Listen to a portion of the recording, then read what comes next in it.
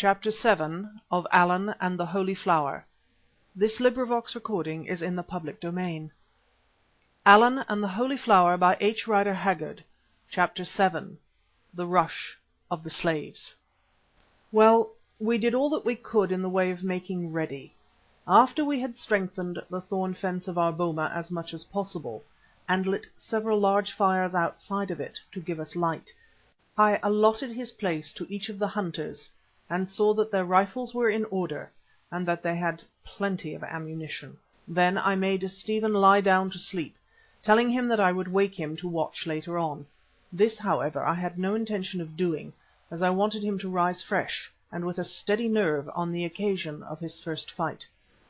As soon as I saw that his eyes were shut, I sat down on a box to think. To tell the truth, I was not altogether happy in my mind. To begin with, I did not know how the 20 bearers would behave under fire.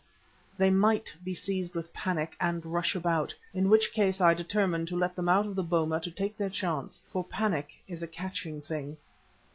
A worse matter was our rather awkward position. There were a good many trees round the camp, among which an attacking force could take cover, but what I feared much more than this, or even than the reedy banks of the stream along which they could creep out of reach of our bullets, was a sloping stretch of land behind us, covered with thick grass and scrub, and rising to a crest about 200 yards away. Now, if the Arabs got round to this crest, they would fire straight into our boma and make it untenable. Also, if the wind were in their favour, they might burn us out or attack under the clouds of smoke. As a matter of fact, by the special mercy of Providence, none of these things happened, for a reason which I will explain presently. In the case of a night, or rather a dawn attack, I have always found that hour before the sky begins to lighten very trying indeed.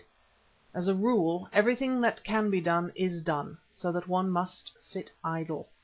Also, it is then that both the physical and the moral qualities are at their lowest ebb, as is the mercury in the thermometer.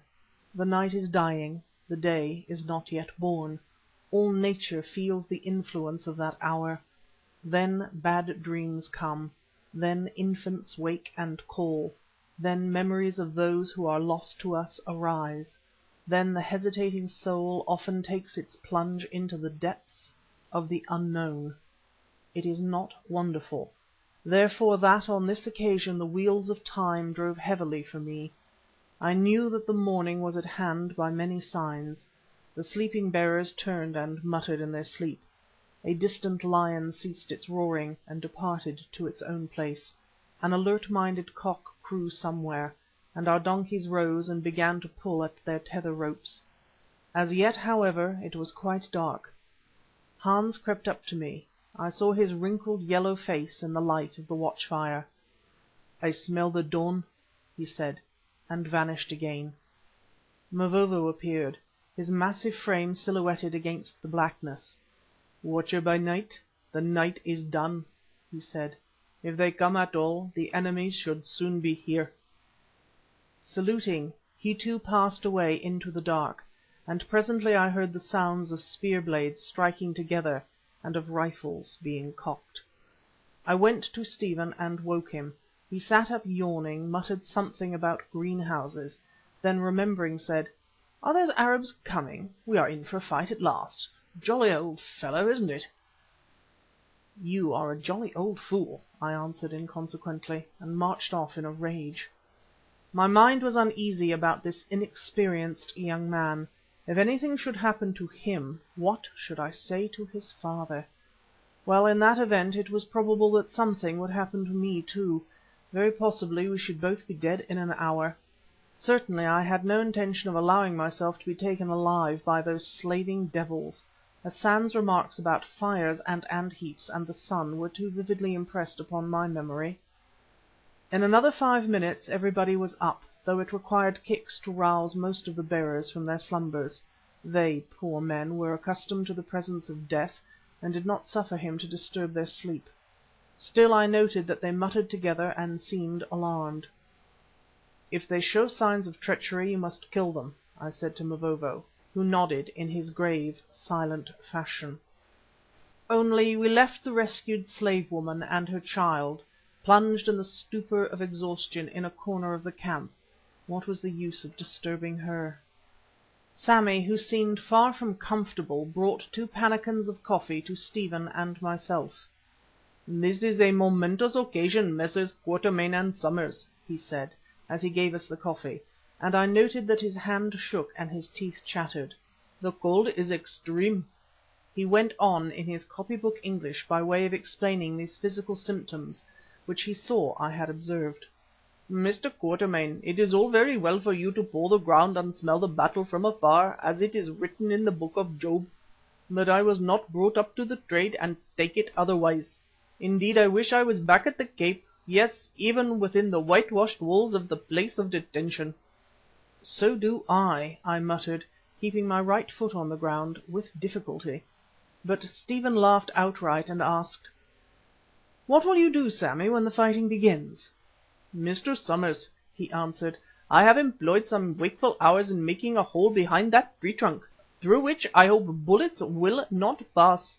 There, being a man of peace, I shall pray for our success." "And if the Arabs get in, Sammy?" "Then, sir, under heaven, I shall trust to the fleetness of my legs." I could stand it no longer. My right foot flew up and caught Sammy in the place at which I had aimed. He vanished, casting a reproachful look behind him. Just then a terrible clamour arose in the slavers' camp, which hitherto had been very silent, and just then also the first light of dawn glinted on the barrels of our guns. "Look out!" I cried, as I gulped down the last of my coffee. "There's something going on there." The clamour grew louder and louder till it seemed to fill the skies with a concentrated noise of curses and shrieking. Distinct from it, as it were, I heard shouts of alarm and rage, and then came the sounds of gunshots, yells of agony, and the thud of many running feet. By now the light was growing fast, as it does when once it comes in these latitudes. 3 more minutes, and through the grey mist of the dawn we saw dozens of black figures struggling up the slope towards us. Some seemed to have logs of wood tied behind them, others crawled along on all fours, others dragged children by the hand, and all yelled at the top of their voices. "The slaves are attacking us," said Stephen, lifting his rifle. "Don't shoot," I cried. "I think they have broken loose and are taking refuge with us." I was right. These unfortunates had used the 2 knives which our men smuggled to them to good purpose. Having cut their bonds during the night, they were running to seek the protection of the Englishmen and their flag. On they surged, a hideous mob, the slave sticks still fast to the necks of many of them, for they had not found time or opportunity to loose them all, while behind came the Arabs, firing. The position was clearly very serious, for if they burst into our camp we should be overwhelmed by their rush and fall victim to the bullets of their captors. "Hans," I cried, "take the men who were with you last night and try to lead those slaves round behind us. Quick! Quick now, before we are stamped flat." Hans darted away, and presently I saw him and the 2 other men running towards the approaching crowd, Hans waving a shirt or some other white object to attract their attention. At the time the foremost of them had halted and were screaming, "Mercy, English! Save us, English!" having caught sight of the muzzles of our guns. This was a fortunate occurrence indeed, for otherwise Hans and his companions could never have stopped them. The next thing I saw was the white shirt bearing away to the left on a line which led past the fence of our boma into the scrub and high grass behind the camp. After it struggled and scrambled the crowd of slaves like a flock of sheep after the bellwether. To them Hans's shirt was a kind of white helmet of Navarre. So that danger passed by. Some of the slaves had been struck by the Arab bullets, or trodden down in the rush, or collapsed from weakness, and at those of them who still lived the pursuers were firing. One woman, who had fallen under the weight of the great slave stick, which was fastened about her throat, was crawling forward on her hands and knees. An Arab fired at her, and the bullet struck the ground under her stomach, but without hurting her, for she wriggled forward more quickly. I was sure that he would shoot again, and watched. Presently, for by now the light was good, I saw him, a tall fellow in a white robe, step from behind the shelter of a banana tree about 150 yards away, and take careful aim at the woman. But I too took aim, and Well, I am not bad at this kind of snap shooting when I try. That Arab's gun never went off, only he went up 2 feet or more into the air and fell backwards, shot through the head, which was the part of his person that I had covered. The hunters uttered a low "Ow" of approval, while Stephen, in a sort of ecstasy, exclaimed, "Oh, what a heavenly shot!" "Not bad, but I shouldn't have fired it," I answered, "for they haven't attacked us yet. It is a kind of declaration of war, and," I added, as Stephen's sun helmet leapt up from his head, "there's the answer. Down, all of you, and fire through the loopholes." Then the fight began. Except for its grand finale, it wasn't really much of a fight when compared with one or two we had afterwards on this expedition. But, on the other hand, its character was extremely awkward for us. The Arabs made one rush at the beginning, shouting on Allah as they came. But though they were plucky villains, they did not repeat that experiment. Either by good luck or good management, Stephen knocked over 2 of them with his double-barrelled rifle, and I also emptied my large-bore breech-loader, the first I ever owned, among them, not without results, while the hunters made a hit or 2. After this the Arabs took cover, getting behind trees and, as I had feared, hiding in the reeds on the banks of the stream. Thence they harassed us a great deal, for amongst them were some very decent shots. Indeed, had we not taken the precaution of lining the thorn fence with a thick bank of earth and sods, we should have fared badly. As it was, one of the hunters was killed, the bullet passing through the loophole and striking him in the throat as he was about to fire, while the unfortunate bearers who were on rather higher ground suffered a good deal, 2 of them being dispatched outright and 4 wounded. After this I made the rest of them lie flat on the ground close against the fence, in such a fashion that we could fire over their bodies. Soon it became evident that there were more of these Arabs than we had thought, for quite 50 of them were firing from different places. Moreover, by slow degrees they were advancing with the evident object of outflanking us and gaining the high ground behind. Some of them, of course, we stopped as they rushed from cover to cover, but this kind of shooting was as difficult as that at bolting rabbits across a woodland ride, and, to be honest, I must say that I alone was much good at the game, for here my quick eye and long practice told. Within an hour the position had grown very serious indeed, so much so that we found it necessary to consider what should be done. I pointed out that with our small number a charge against the scattered riflemen who were gradually surrounding us would be worse than useless, while it was almost hopeless to expect to hold the boma till nightfall.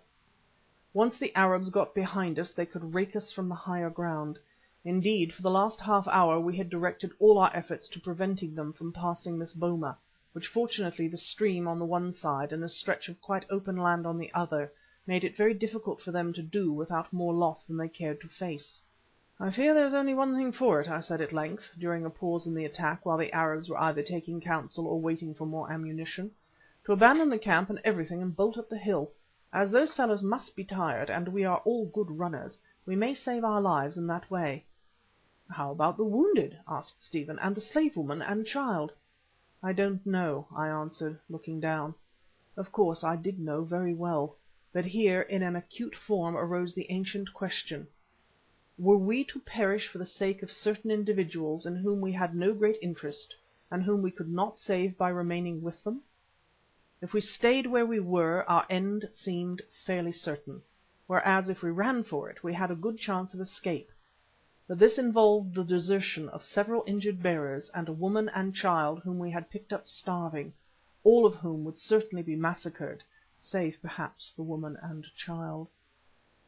As these reflections flitted through my brain, I remembered that a drunken Frenchman named Leblanc, whom I had known in my youth and who had been a friend of Napoleon, or so he said, told me that the great Emperor, when he was besieging Acre in the Holy Land, was forced to retreat. Being unable to carry off his wounded men, he left them in a monastery on Mount Carmel, each with a dose of poison by his side.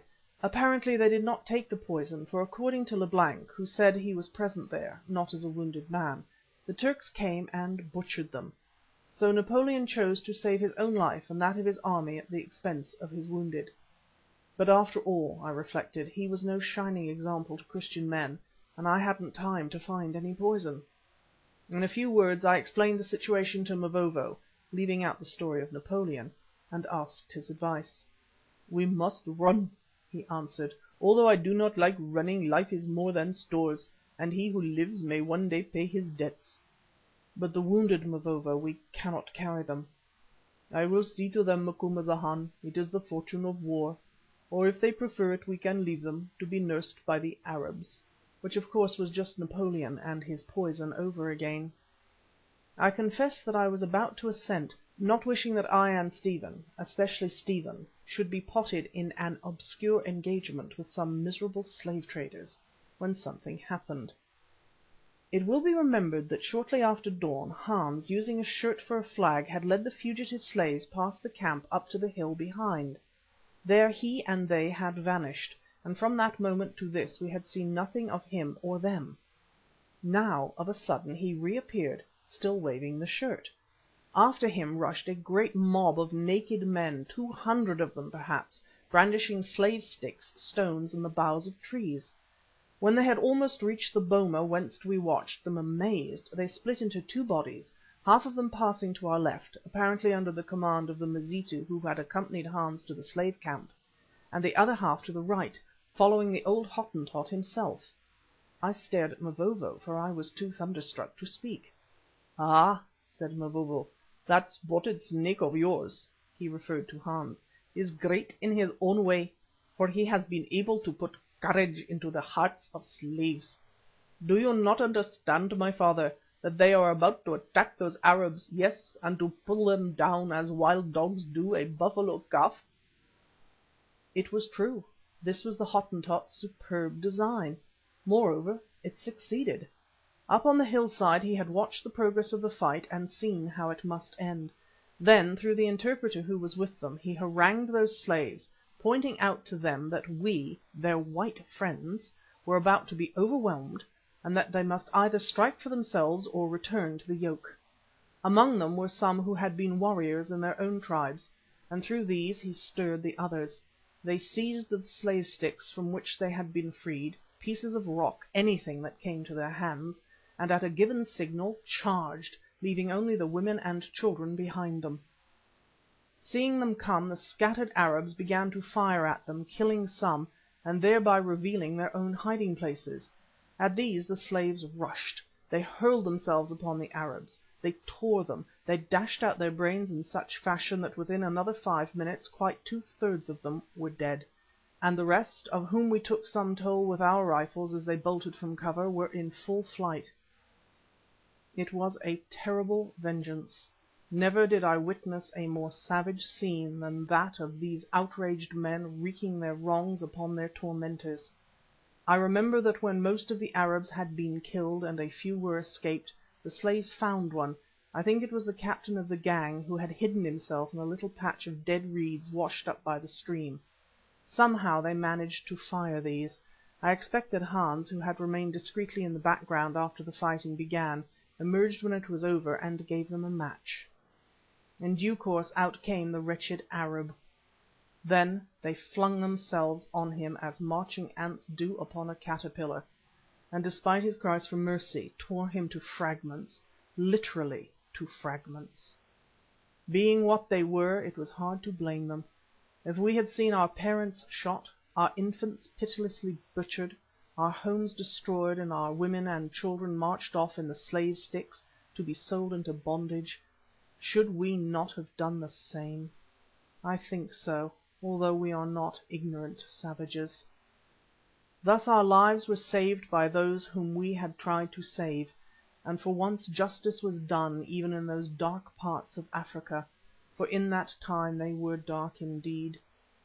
Had it not been for Hans and the courage which he managed to inspire into the hearts of these crushed blacks, I have little doubt but that before nightfall we should have been dead, for I do not think that any attempt at retreat would have proved successful.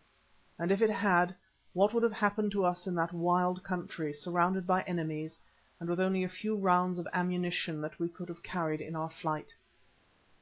"Ah, Baas," said the Hottentot a little while later, squinting at me with his bead-like eyes, "after all you did well to listen to my prayer and bring me with you.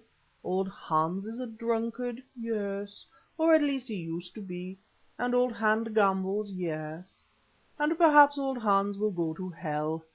But meanwhile old Hans can think, as he thought one day before the attack at Maraisfontein.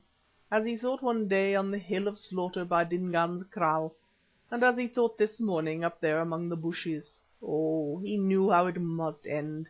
He saw that those dogs of Arabs were cutting down a tree to make a bridge across that deep stream and get round to the high ground at the back of you, whence they would have shot you all in 5 minutes. And now, Baas, my stomach feels very queer. There was no breakfast on the hillside and the sun was very hot. I think that just one tot of brandy, oh, I know, I promise not to drink, but if you give it to me, the sin is yours, not mine." Well, I gave him the tot, a stiff one which he drank quite neat, although it was against my principles, and locked up the bottle afterwards. Also I shook the old fellow's hand and thanked him, which seemed to please him very much, for he muttered something to the effect that it was nothing, since if I had died he would have died too, and therefore he was thinking of himself, not of me. Also 2 big tears trickled down his snub nose, but these may have been produced by the brandy. Well, we were the victors, and elated as may be imagined, for we knew that the few slavers who had escaped would not attack us again. Our first thought was for food, for it was now past midday and we were starving. But dinner presupposed a cook, which reminded us of Sammy. Stephen, who was in such a state of jubilation that he danced rather than walked, the helmet with a bullet hole through it stuck ludicrously upon the back of his head, started to look for him, and presently called to me in an alarmed voice. I went to the back of the camp, and staring into a hole like a small grave, that had been hollowed behind a solitary thorn tree, at the bottom of which lay a huddled heap, I found him. It was Sammy to all appearance. We got hold of him, and up he came, limp, senseless, but still holding in his hand a large thick Bible bound in boards. Moreover, in the exact centre of this Bible was a bullet hole, or rather a bullet which had passed through the stout cover and buried itself in the paper behind. I remember that the point of it reached to the first book of Samuel. As for Sammy himself, he seemed to be quite uninjured, and indeed after we had poured some water on him, he was never fond of water, he revived quickly enough. Then we found out what had happened. "Gentlemen," he said, "I was seated in my place of refuge, being, as I have told you, a man of peace and enjoying the consolation of religion." He was very pious in times of trouble. "At length the firing slackened, and I ventured to peep out, thinking that perhaps the foe had fled, holding the book in front of my face in case of accidents. After that I remember no more." "No," said Stephen, "for the bullet hit the Bible, and the Bible hit your head and knocked you silly." "Ah," said Sammy, "how true is what I was taught, that the book shall be a shield of defence to the righteous. Now I understand why I was moved to bring the thick old Bible that belonged to my mother in heaven, and not the little thin one given to me by the Sunday school teacher, through which the ball of the enemy would have passed." Then he went off to cook the dinner. Certainly it was a wonderful escape, though whether this was a direct reward of his piety, as he thought, is another matter. As soon as we had eaten, we set to work to consider our position, of which the crux was what to do with the slaves. There they sat in groups outside the fence, many of them showing traces of the recent conflict, and stared at us stupidly. Then of a sudden, as though with one voice, they began to clamour for food. "How are we to feed several hundred people?" asked Stephen. "The slavers must have done it somehow," I answered. "Let's go and search their camp." So we went, followed by our hungry clients, and, in addition to many more things, to our delight found a great store of rice, mealies, and other grain, some of which was ground into meal. Of this we served out an ample supply together with salt, and soon the cooking pots were full of porridge. My word, how those poor creatures did eat! Nor, although it was necessary to be careful, could we find it in our hearts to stint them of the first full meal that had passed their lips after weeks of starvation. When at length they were satisfied, we addressed them, thanking them for their bravery, telling them that they were free, and asking them what they meant to do. Upon this point they seemed to have but one idea. They said that they would come with us, who were their protectors. Then followed a great indaba, or consultation, which really I have not time to set out. The end of it was that we agreed that so many of them as wished should accompany us till they reached country that they knew, when they would be at liberty to depart to their own homes. Meanwhile we divided up the blankets and other stores of the Arabs, such as trade goods and beads, among them, and then left them to their own devices, after placing a guard over the foodstuffs. For my part I hoped devoutly that in the morning we should find them gone. After this we returned to our boma just in time to assist at a sad ceremony, that of the burial of my hunter who had been shot through the head. His companions had dug a deep hole outside the fence and within a few yards of where he fell. In this they placed him in a sitting position with his face turned towards Zululand, setting by his side 2 gourds that belonged to him, one filled with water and the other with grain. Also they gave him a blanket and his 2 assegais, tearing the blanket and breaking the handles of the spears to "kill them," as they said. Then quietly enough they threw in the earth about him and filled the top of the hole with large stones to prevent the hyenas from digging him up. This done, one by one, they walked past the grave, each man stopping to bid him farewell by name.